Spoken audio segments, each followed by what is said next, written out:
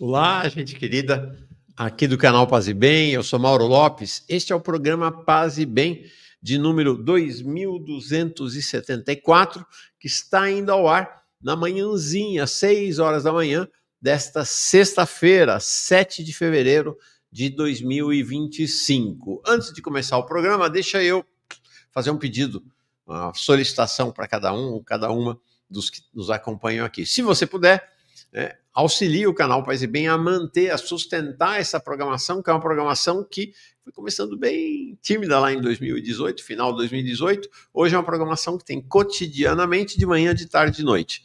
Para manter essa programação, a gente tem um grupo de 3 estagiários e temos também algumas despesas naturais, né, de uma operação que precisa manter o canal, enfim, despesas menores, mas despesas. Como todo mundo aqui trabalha voluntariamente, quem puder colaborar ajuda bastante na manutenção do canal, tá bom? Não tem aqui superchat, não tem membro, não tem nada disso, apenas um programa de assinatura que a descrição está aqui na descrição do vídeo, tá bom? Muito obrigado cada uma dos nossos amigos e amigas, companheiros e companheiras de jornada aqui no canal Paz e Bem. Eu convidei para este Paz e Bem nosso Pedro Vasconcelos. Tirei-o das férias, né, aqui combinamos que ele teria, depois da finalização do curso sobre Palestina, para falar de Palestina.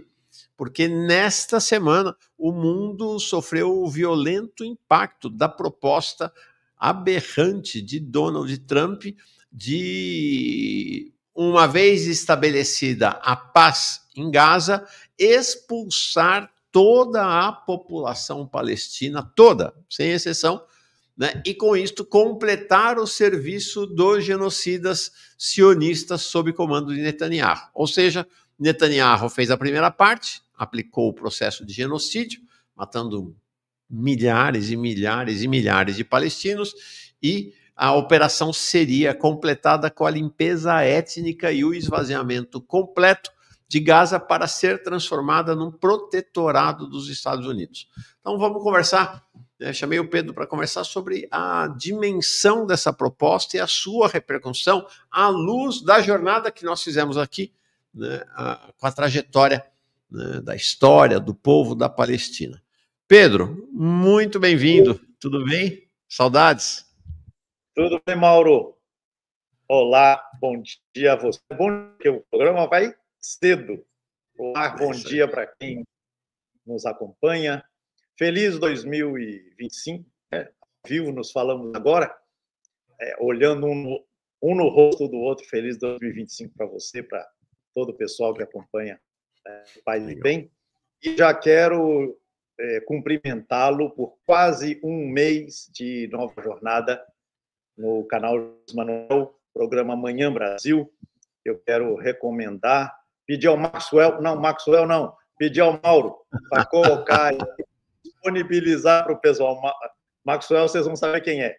Disponibilizar aí a página, o endereço, o link, para que toda a comunidade Paz e Bem vá prestigiar, vá acompanhar, vá efetivamente se informar numa perspectiva crítica, absolutamente necessária, sobre o que acontece no Brasil, no mundo, em termos de economia, de sociedade. Então, parabéns, Mauro, e a convocação aqui ao nosso público Paz e Bem, para que migre para lá. Coloca aí, Maxwell.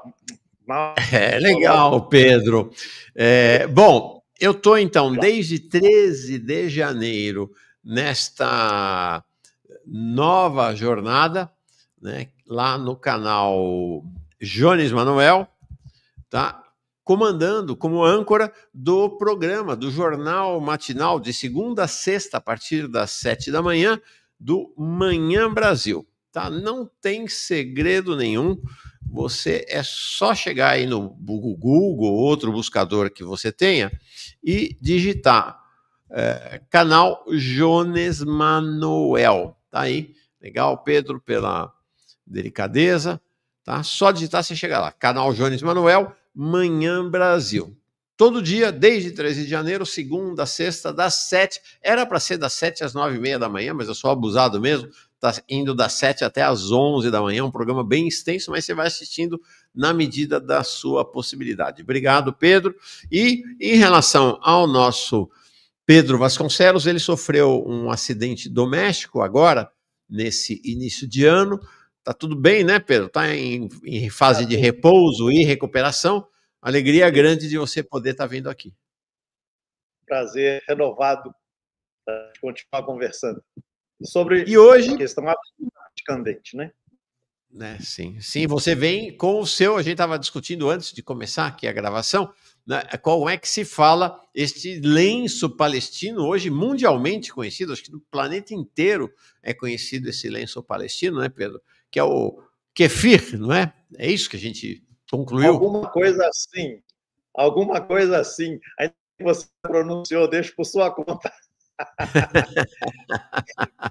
Vamos lembrar, né, Mauro, que este... Não, é kefir. Kefir. Kefir. Olha, Kefir. olha Kefir. aí. Kefir. Este lenço compareceu no presépio lá no Vaticano, né, a mando do Papa Francisco, né, no final do ano passado, e depois, por pressão do lobby de Israel, lobby sionista, para ser mais exato, né, foi retirado. Né? Mas a essa altura, essa imagem, né, do menino Jesus justamente recolhido, né, deitado sobre este lenço palestino, mostrando a identidade palestina de Jesus, né? Foi uma imagem que correu o mundo e suscitou muitos furores, né? Enfim, então precisamos continuar falando sobre a Palestina, e o que aconteceu essa semana é a melhor mostra de que o tema é mais urgente e candente do que nunca. Eu pedi para você estar aqui hoje com a gente, nesse Paz e Bem, por conta do impacto brutal que teve, né, e gerou repúdio, exceto dos sionistas e de uma pequena ala do Partido Republicano, e evidentemente do próprio Trump, repúdio mundial à ideia de anexação de Gaza, depois de realizada uma limpeza étnica, depois do genocídio cometido pelos sionistas, né, a transformação de Gaza num protetorado dos Estados Unidos. Né? A proposta, né, eles destruíram Gaza, mataram milhares e milhares de palestinos e agora querem transformar Gaza num condomínio, né, em uma área de resorts. Como? Uma riviera, eles falaram, né? Exatamente, numa riviera conjunta dos Estados Unidos com Israel, além de, obviamente, explorar as riquezas do subsolo palestino, como o petróleo, por exemplo.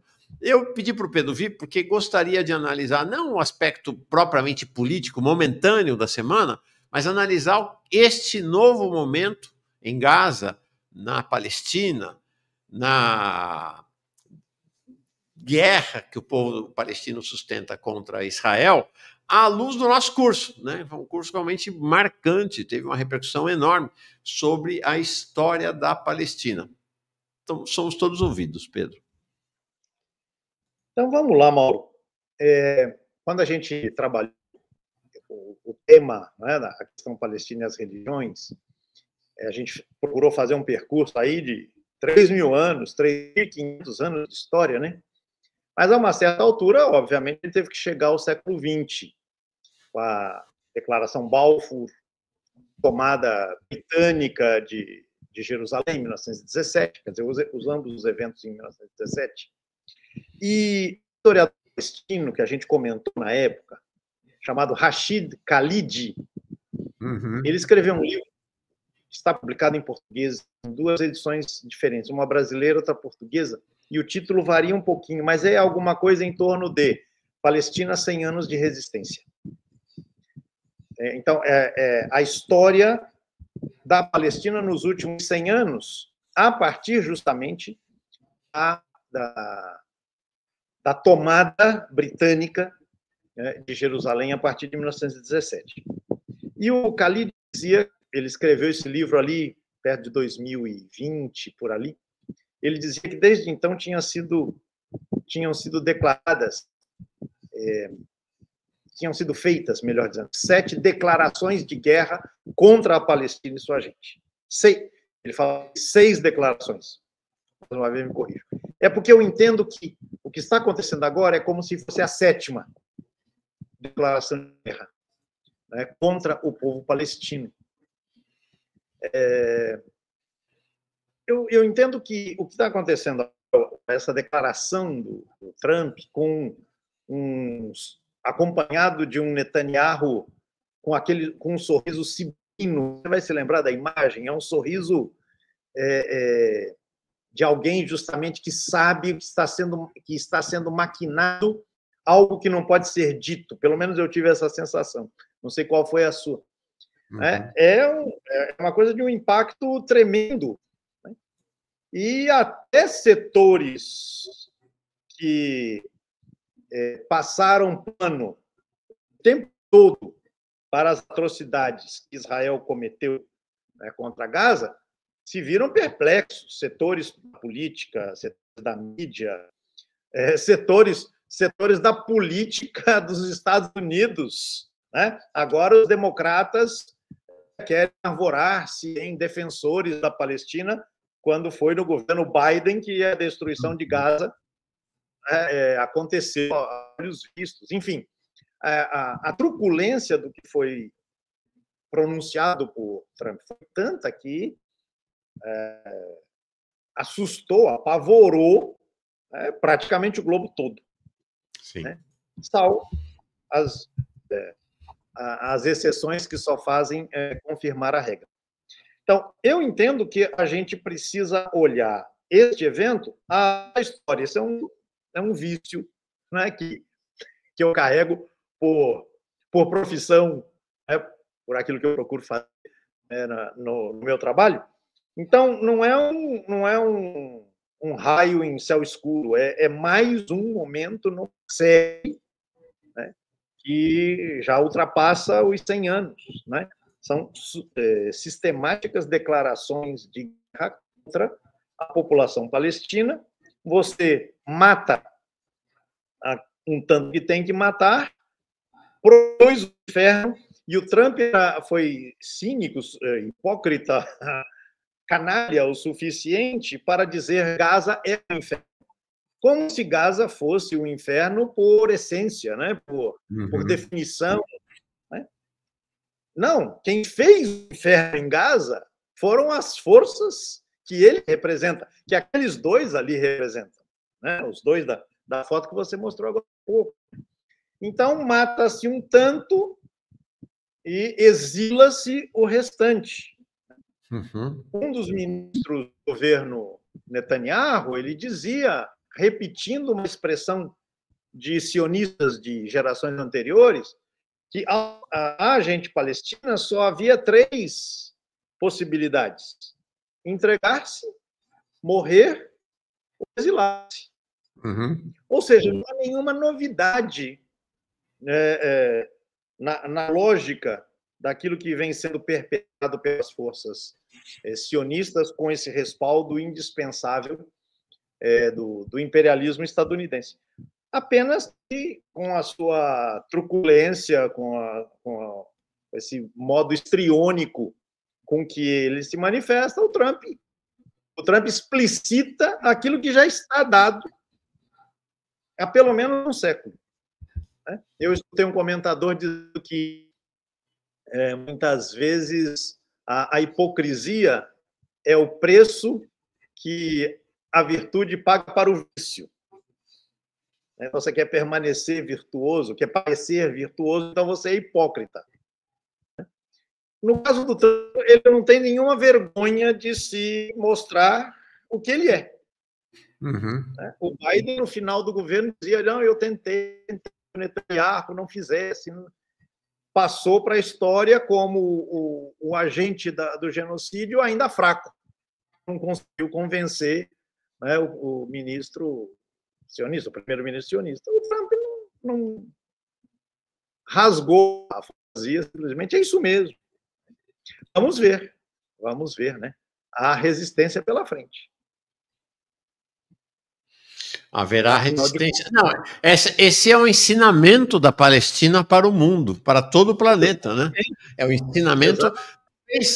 Esta resistência palestina tem a correspondência com a resistência dos povos originários aqui do Brasil e da América Latina, né? Essa teimosia em continuarem vivos e vivas, apesar da decisão do outro lado em exterminar, né? E não só a decisão, a prática do extermínio, né? Porque você tem em casa pelo menos 50 mil pessoas a menos do que havia há 1 ano e 3, 4 meses atrás. Uhum. Então, é uma luta, e já foi dito por lideranças dos povos originários aqui no Brasil, nós estamos em guerra há mais de 500 anos. E não fomos nós que começamos. Uhum. Quer dizer, o povo palestino está em guerra há mais de 100 anos, pelo menos, guerra declarada, né? É o que vai dizer o Rashid Khalid, e não foi uma guerra que começamos. A gente resiste. Aquela imagem, Mauro, você mostrou num dos seus Manhã Brasil, aquela imagem do povo de Gaza se deslocando do sul para o norte, dizendo, nós vamos reconstruir nossas vidas. Todo mundo ali andando a pé, tendo do lado esquerdo o mar Mediterrâneo e aquela faixa de gente, mais gente. Uma das imagens mais tocantes, né, que eu vi nos últimos dias dessa população. Nós vamos reconstruir nossas vidas. Uhum. Aí vem o Trump e faz mais essa declaração de guerra. Haverá muita resistência. Os países... Vou ver se, enquanto você vai falando, Pedro, se localizo aqui essa imagem, que realmente é uma imagem muito simbólica dessa resistência, né? Muito forte mesmo, muito forte mesmo. É extremamente significativa. Assim então, que achar, eu te aviso aqui, Pedro. Então, efetivamente, o povo palestino resiste, os ditos países árabes declararam-se contrários, francamente contrários a qualquer projeto que implicasse deportação em massa, ou seja, limpeza étnica do território. Eu me surpreendi, inclusive, com a declaração do governo da Arábia Saudita, que não vai estabelecer relações diplomáticas com Israel enquanto o Estado palestino não for efetivamente formado. Muito forte, né? Muito forte. A questão é saber se essa fortaleza se resiste. Ela resiste ao tempo, né, e às pressões, né? É que o nome Gaza, Mauro, você vai se lembrar, nós fizemos um episódio lá na série sobre Gaza, especificamente. Gaza significa fortaleza. Uhum. A palavra Gaza significa fortaleza. Então, é bom esse pessoal se preparar, né? Haverá resistência. Né? Haverá seguramente resistência. Agora, Mauro, eu sei que você está procurando a imagem aí, então eu vou avançar aqui, se você me permite, para um passo seguinte na nossa conversa, que me parece importante, trazendo para a nossa conversa algo que eu comentei com você numa mensagem que a gente trocou aí pelo Zap faz alguns dias. Posso mostrar a imagem? Achei. Posso mostrar essa imagem que você queria? Por favor. Vamos lá. Sim, claro. ما بسيب أرضه يجي يتفرجوا. هاي الدليل قدام عين ترامب. بلغوا العالم كله احنا مستعدين نموت في أرضنا، ما نسيب أرضنا. أرضنا احنا تعذبنا، احنا ارتمينا لكن ما سبنا أرضنا. بيحلم ترامب، بيحلم إذا واحد فينا بيطلع على مصر ولا على الأردن. Muito forte e emocionante, né, Pedro? Muito. Diante dessa palavra, de imagem, de um vídeo como esse, só o silêncio. Só o silêncio, né? A indicar o que vem pela frente, caso, a despeito disso e da resistência de praticamente todo o planeta, Trump Netanyahu e seus asseclas pretenderem levar adiante essa insanidade. Falta outra palavra. Nós conversávamos antes de começar o programa exatamente sobre isso, né? Enquanto os olhos, nesse momento, estão voltados para Gaza, há uma operação muito importante acontecendo sobre um local que, do ponto de vista, à luz do nosso curso, tem até mais relevância do que Gaza, não é, Pedro? Pois é, era isso que a gente conversava também, né? Aí, ó, um mês atrás, mais ou menos. Isso. Porque, ao mesmo tempo que se apresentou ali aquele projeto de cessar-fogo em várias etapas, com a troca de prisioneiros de um lado e do outro. Aliás, também essas imagens, né, Mauro, foram impressionantes, né? Como é que as pessoas aprisionadas pelo Hamas, pelos terroristas do Hamas, como é que essas pessoas aprisionadas foram libertadas, e como as pessoas aprisionadas nas masmorras do democrático Israel, como é que essas pessoas foram entregues, foram devolvidas, foram colocadas em liberdade. O contraste é brutal. Né? Enfim, ao mesmo tempo que este acordo de cessar-fogo que entrava em vigência em Gaza, nada se dizia, e pelo contrário, se deixava o flanco aberto, para que as forças sionistas avançassem com mais intensidade do que já vinham fazendo sobre a região da mal chamada Cisjordânia. Por que mal chamada, Mauro? Este nome Cisjordânia é um nome recente que foi dado a uma determinada região da Palestina quando ela ficou sob controle da Jordânia por conta de ter sido inviabilizada lá no final dos anos 40 a criação do Estado palestino. Né? Quantas a declaração da ONU em 47 previa a criação de 2 estados, etc.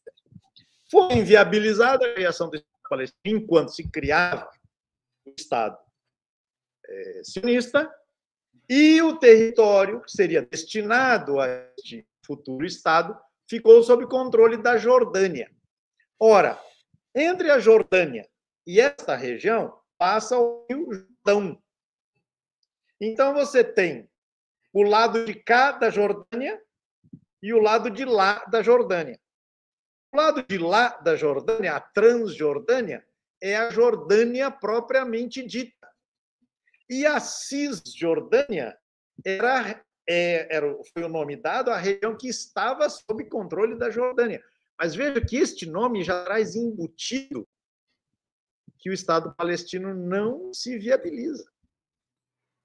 Não sei se me fiz entender. O nome Cisjordânia ecoa o tempo em que aquela região ficou sob controle da Jordânia. Resultado da inviabilização feita no final dos 40 do século passado da criação do Estado palestino. Mas, voltando ao nosso tema, esta região que costuma ser nomeada Cisjordânia, e que, principalmente nos textos em língua inglesa, costuma ser chamado de a margem ocidental. Margem ocidental de quê? Margem ocidental do Rio Jordão. Né? West Bank, né? Eles falam. Exatamente. A banda ocidental, né? Do Rio Jordão, porque o Rio Jordão, ele é basicamente, no mapa a gente vê, né? Ele é quase uma linha reta que vai de norte a sul, né? E desemboca no Mar Morto. Essa região, do ponto de vista simbólico, do ponto de vista do ideário sionista, que pretende reeditar na terra palestina aquilo que teria sido Israel, tal qual descrito nos textos das escrituras judaicas, no Antigo Testamento, né, da Bíblia cristã. Essa região ela é simbolicamente muito mais significativa, muito mais importante. Por exemplo, a própria cidade de Jerusalém, a rigor, ela está na Cisjordânia, na tal Cisjordânia. Ela está numa faixa montanhosa, numa região montanhosa da Palestina, que tem ao seu lado ocidental a planície que dá para o Mar Morto e, do lado oriental, desta cadeia de montanhas, o Vale do Rio Jordão, que vai dar, por exemplo, no Mar Morto, vai dar em cidades como Jericó, etc, etc. Então, essa região, ela é muito mais importante, ela é muito mais nuclear do dito Israel bíblico que os sionistas querem reeditar como base para o tal grande Israel, do qual a gente também tratou, né, no nosso curso do ano passado. Então, ao mesmo... e por outro lado, Gaza, nesta mítica bíblica, ela é a terra do inimigo, ela é a terra dos tais filisteus, que são os inimigos figadais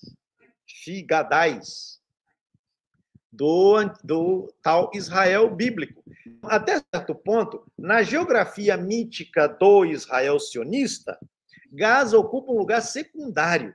Não estou dizendo que ele não é importante, mas é um lugar que vem num segundo momento. O núcleo de Israel está na margem ocidental.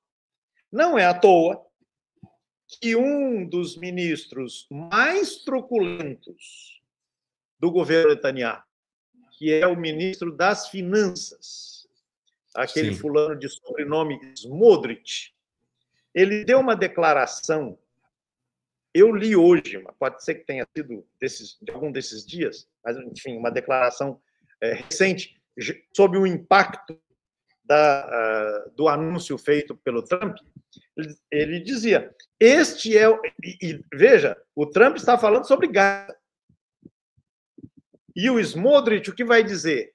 Esta é a oportunidade que temos para avançar de vez sobre, ele não diz Jordânia, ele não diz margem ocidental, ele diz avançar sobre a Judeia e a Samaria.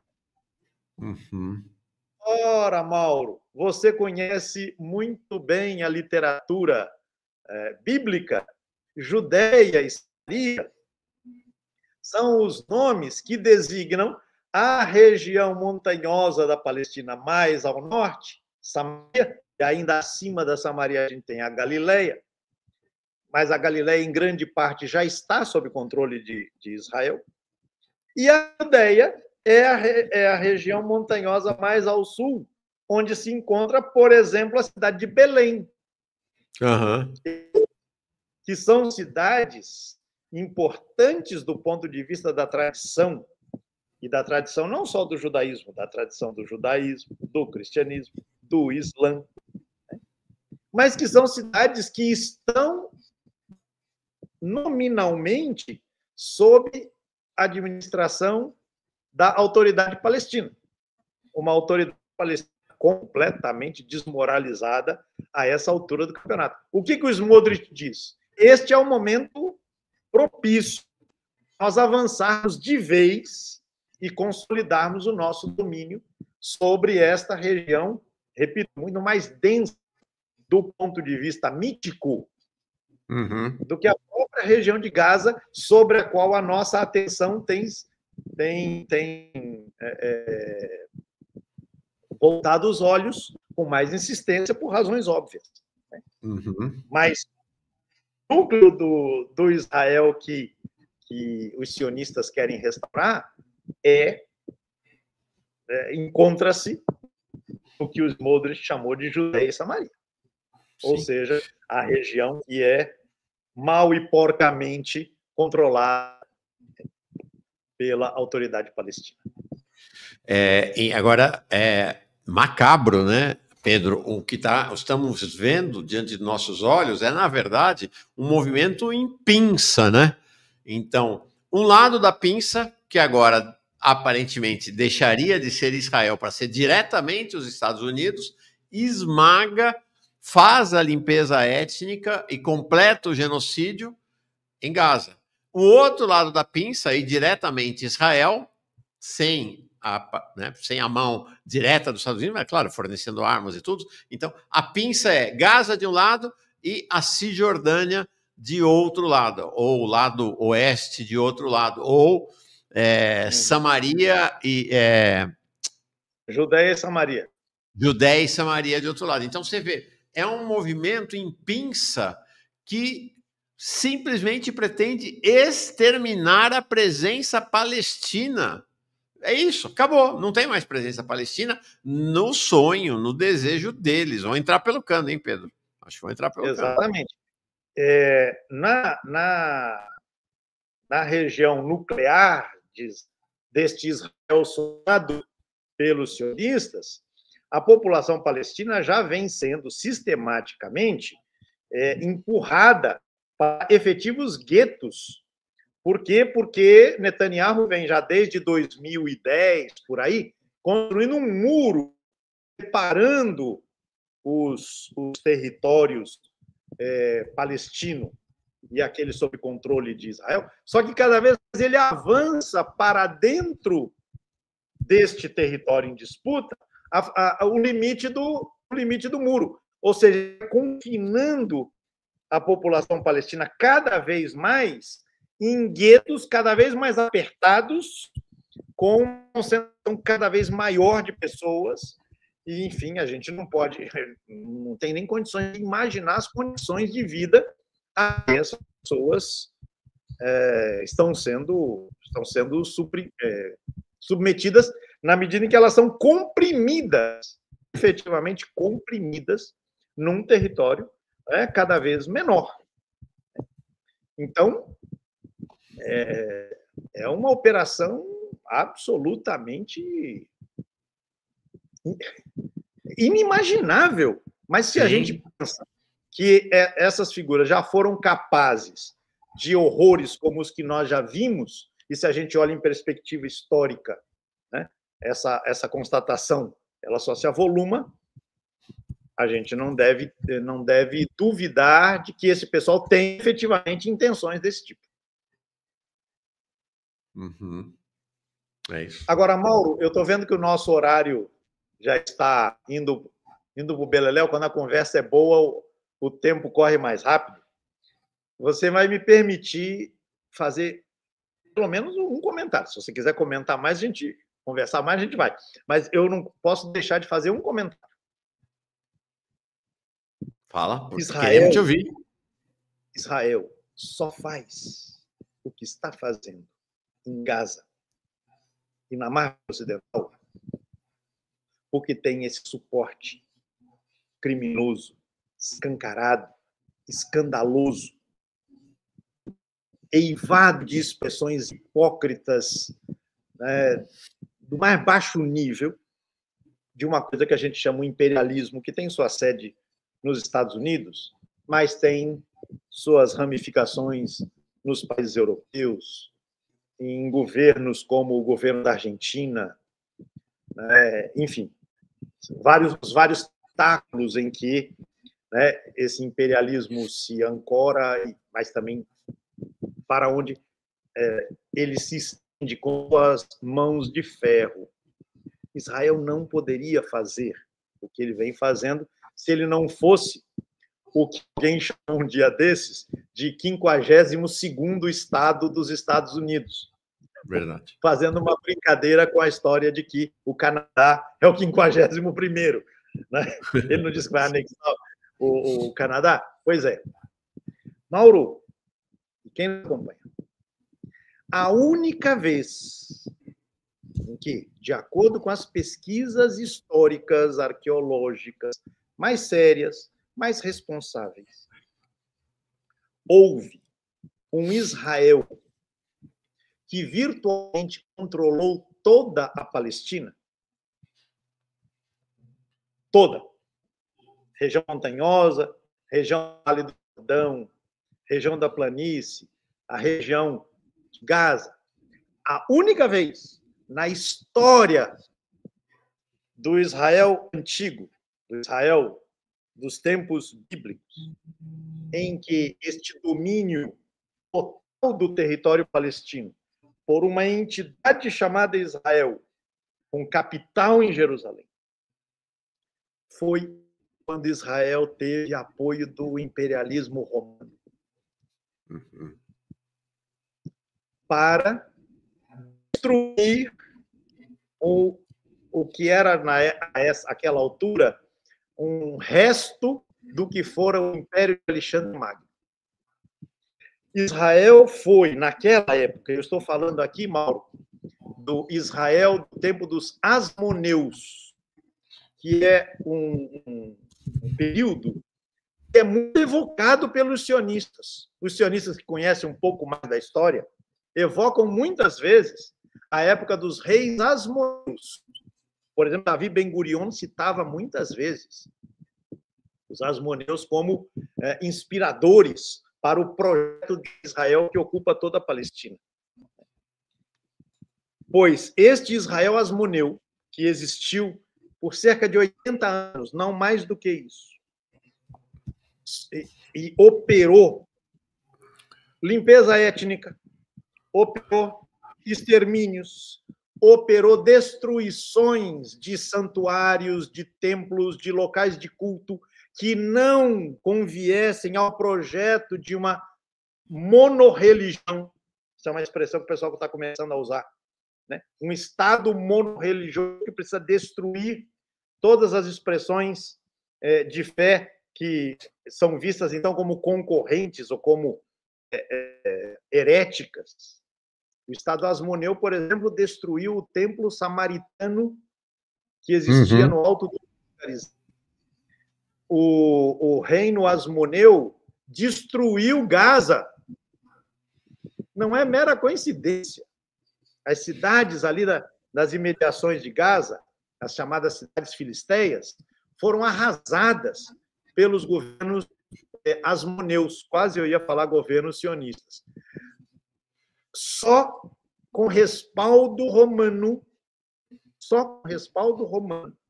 que queria destruir o Império Seleucida, que a essa época já estava absolutamente fragilizado, é que Israel pôde fazer isso. E um belo dia, quando os romanos disseram: você já fez o serviço que nós queríamos, agora vocês serão província nossa. E foi o que aconteceu no ano 63, antes da nossa era. O regime Asmoneu durou algo como 80, um pouquinho menos de anos, só com o respaldo do imperialismo romano. Ironia da história, né, Mauro? Que hoje Israel queira enterrar a Palestina e, para isso, se apresente, né, com o respaldo do imperialismo atual, na sua forma mais poderosa do ponto de vista tecnológico, né? Assim como no passado, esse projeto sofreu resistência lá, sofre resistência aqui. Eu não queria deixar de estabelecer esse paralelo, que é muito pouco comentado, né? Mas tanto lá quanto cá, tanto lá ontem quanto hoje, Israel pretende eliminar a Palestina. E quando eu digo Palestina, é a gente palestina, é uma Palestina multicultural, é uma Palestina multirreligiosa, é uma Palestina de movimentos, de trânsitos. Palestina está no coração desta região que é chamada de Oriente Médio, justamente porque é uma terra de passagens, de cruzamentos, de intercâmbios. Israel quer destruir essa Palestina, como quis destruir no passado, tanto num caso quanto no outro. Foi preciso o suporte do Império. Enfim, no caso, a Roma do século XXI. Né? Na verdade, já a Roma decadente do século XXI. Vamos levar isso em conta também, porque o Império já não é mais o mesmo Império, por exemplo, dos anos 60 ou 70 do século XX. Né? Já é um Império... Ou do início dos anos 90, né? Depois da queda dos regimes ali do leste europeu. Né? Isso, Mauro, exatamente. Quando terminou uma das guerras do... acho que sim, foi a primeira. 1990, o presidente George Bush, o pai, fez publicar, você vai se lembrar disso, nos principais jornais do mundo, ou pelo menos em jornais dos cantos do mundo. Aqui no Brasil, esse artigo foi reproduzido pela Folha de São Paulo. Uhum. O artigo se chama Depois da Destruição do Iraque, 1990. O artigo se chamava A Pax Americana. Quando eu vi o título, eu estremeci, porque isso era um óbvio eco do que, 2000 anos atrás, era a Pax Romana. Sim. E a Pax Romana era a paz dos cemitérios. Sim. Era a paz da destruição implacável de quem fosse visto como inimigo, como adversário.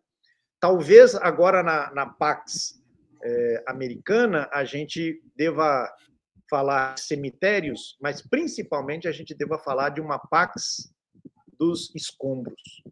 E Gaza é a expressão mais terrível disso. Enfim, vamos ver como é que as coisas se darão atualmente, mas as lições da história podem servir de alguma coisa. Legal. Tá aí. Pedro Lima Vasconcelos, alegria grande em ter você aqui nesse Paz e Bem 2274. A gente continua, todo dia tem programa Paz e Bem aqui, e que reine a paz e o bem, no sentido mais franciscano da palavra, né? Toda paz que só existe com justiça, todo bem que só existe se for bem para todos, se for bem para os mais pobres e oprimidos, que esta paz e este bem reinem sobre a Palestina. Obrigado, Pedro, foi ótimo.